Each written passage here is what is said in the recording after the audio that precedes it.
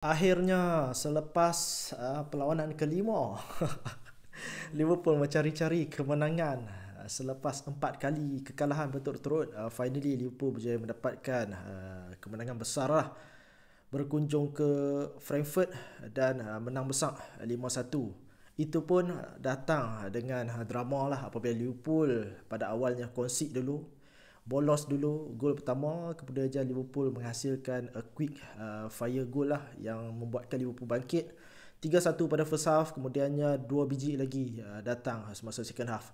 Jadi ini bukanlah review full actually, ini sekadar quick review daripada aku, sebab aku tengah pulun untuk tengah buat full analysis apa yang berlaku semasa perlawanan menentang MU hari itu. Jadi video tu akan keluar kemungkinan hari inilah, dan video full review Frankfurt ni kemungkinan akan keluar hari Sabtu nanti. Jadi dia sedikit lambat sebabnya cuti hari tu di Pavali. Jadi sebab itulah agak terlambat balik kampung bercuti, dan full review MU tu bolehlah pakat-pakat tengok selepas ni. Jadi perlawanan menentang Frankfurt ni, first kali aku nak komen tentang gol lah. Gol pertama kita tu, gol pertama daripada Frankfurt tu ialah salah satu lagi aku rasa bentuk tanpa bola Liverpool yang bermasalah.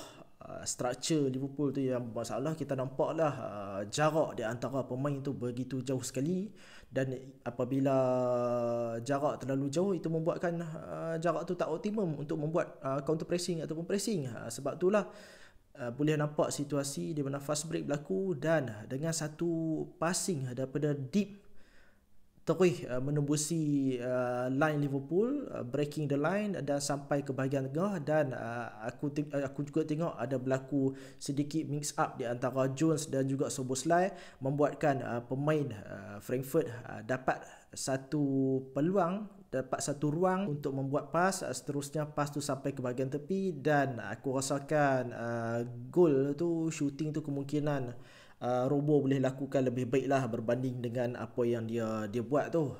Masuk celah kangkang, kemudiannya Mamardashvili pun kemungkinan dia boleh save lah. Tapi kredit juga untuk Frankfurt sebab gol tu memang shooting tu ialah shooting yang padu lah, very hard to prevent, dan berjaya menghasilkan gol untuk Frankfurt lah. Bila 1-0 tu takkanlah lagi kan.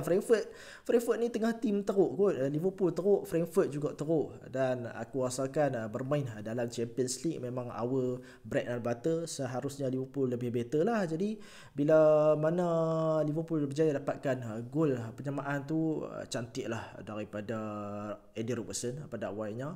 Satu curling assist yang cantik melepasi ke semua benteng pertahanan Frankfurt sampai dekat Hugo Ekitike tu, bekas pemain Frankfurt.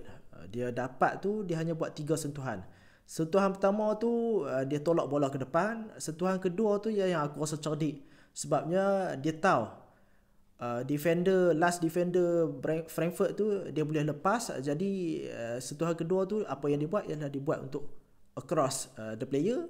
Kemudiannya bila dia dah pun duduk depan pemain Frankfurt tu, dan sentuhan ketiga dia buat semasa shooting lah, dan itu menghasilkan gol buat Liverpool. Jadi bila dapat satu sama tu, Liverpool pushing juga.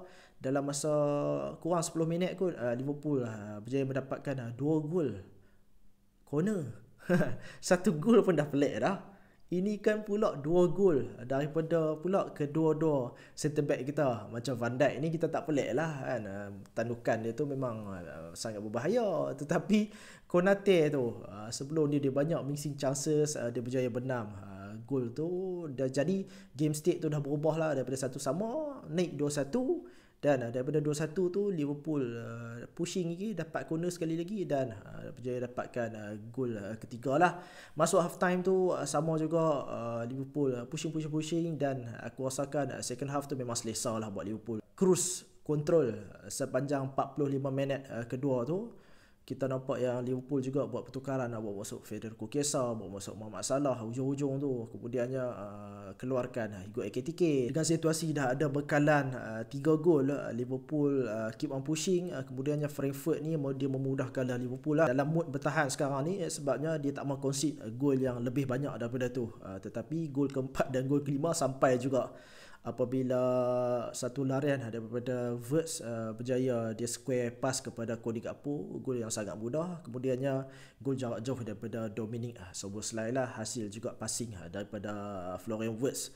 Jadi all in all aku rasa good game untuk Liverpool, good game untuk mencari kembali momentum yang hilang. Sebabnya menentang MU hari itu juga kita tahu yang Liverpool mencipta banyak peluang, tetapi peluang tak convert kepada gol tu, itu yang menjadi masalah buat Liverpool. Jadi sekarang ni Liverpool dah berjaya mendapatkan 5 gol, juga berjaya mendapatkan gol daripada set piece. Hopefully Liverpool boleh build daripada sini, sebabnya game seterusnya menentang Brentford ni aku boleh kata memang game yang tough lah. Brentford hari tu pun baru saja menang. Kemudian kita juga tengok Brentford selepas ganti manager daripada Thomas Frank tu, bila Andrew tu masuk, pada awalnya nampak tak stable, tetapi sekarang dia dah mula dah back to the best. Banyak kali kita juga tahu yang Brentford ni memang menggunakan senjata long throw, corner dan juga set piece. Jadi Liverpool memang kena berjaga-jaga lah, sangat kena berjaga-jaga dengan bola-bola tinggi daripada Brentford ni. Jadi itu saja sedikit review. Nantikan review seterusnya daripada aku selepas ni.